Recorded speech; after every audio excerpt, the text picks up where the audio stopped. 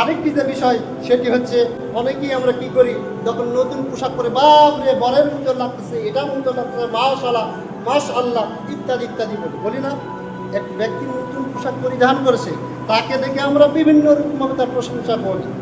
বলেন, একজন ব্যক্তি বলেন যে একটা ব্যক্তি নতুন পোশাক পরেছেন, এই নতুন পোশাক পরা ব্যক্তিকে দেখে একটা দোয়া পাঠ করতে হবে। কে জানে? একজন ব্যক্তি জানে। কেউ জানে? অবস্থা দেখেছেন? এগুলো জানা কত জরুরি, কত জরুরি। খুবই ছোট্ট এক কাজ, খুবই ছোট্ট একটা দোয়া। যে কোনো ব্যক্তি যদি নতুন পোশাক যদি পরিধান করে, যে হাদিসটা আবু দাউদ 4029 নম্বর হাদিস, আল্লাহ রাসূল মুহাম্মদ সাল্লাল্লাহু আলাইহি ওয়াসাল্লাম বলেছেন, যে ব্যক্তি নতুন পোশাক পরিধান করে তাকে যদি তোমরা যদি দেখো, তাহলে তোমরা বলো তুবাল্লি ওয়া ইকলাফাহুল্লাহু তাআলা, ইকলাফাল্লাহু তাআলা। শুধু তুবাল্লি এতটুকু মুস্তা করবে, আর ইখলিফুল্লাহু তাআলা এটা আমাদের অনেকেরই মুস্তা।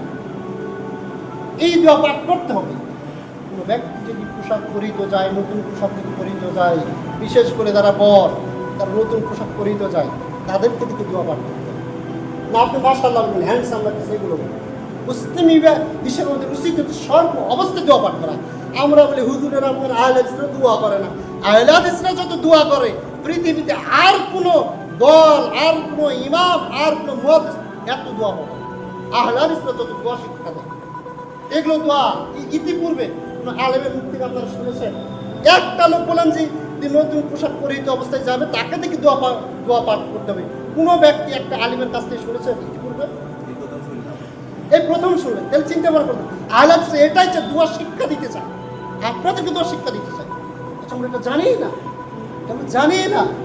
সুতরাং নতুন পোশাক পরতে গেলে দোয়া পাঠ করবেন, নতুন পোশাক যিনি পরবেন তাকে দেখেও দোয়া পাঠ করতে হবে।